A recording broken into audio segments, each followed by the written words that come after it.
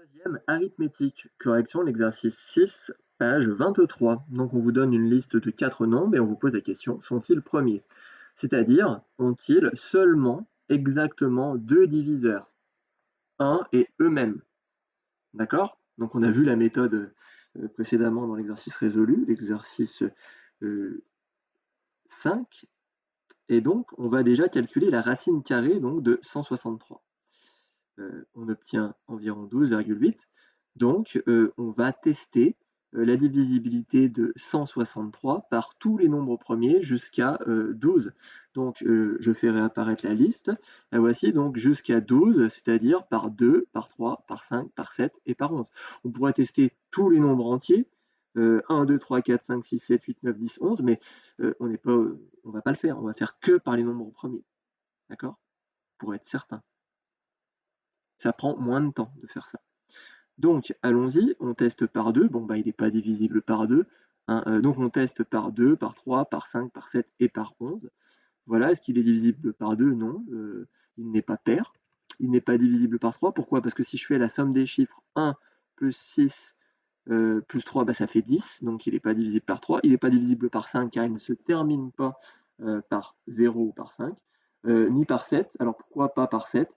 La machine 163 divisé par 7, vous voyez, je n'obtiens pas un résultat entier. Donc, il n'est pas divisible par 7. Et pareil, là, il n'y a pas de critère de divisibilité par 11. Donc, je prends ma calculatrice et je teste et je me rends compte qu'on n'obtient pas un résultat entier. Donc, il n'est pas divisible par 11.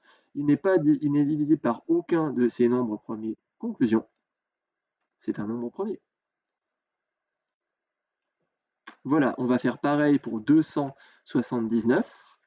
On calcule la racine carrée, on obtient environ 16,7. Donc, on va tester tous les nombres premiers jusqu'à 16, donc jusqu'à 16, c'est-à-dire jusqu'à 13 pour nos nombres premiers. Voilà, les 6 premiers.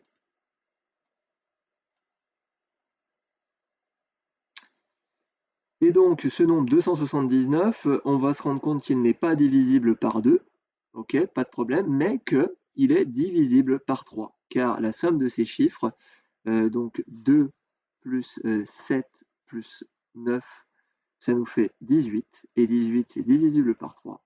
Donc il suffit d'en trouver qu'un seul où ça ne marche pas, et donc il n'est pas un nombre premier. Voilà. 287, on va calculer la racine carrée de 287.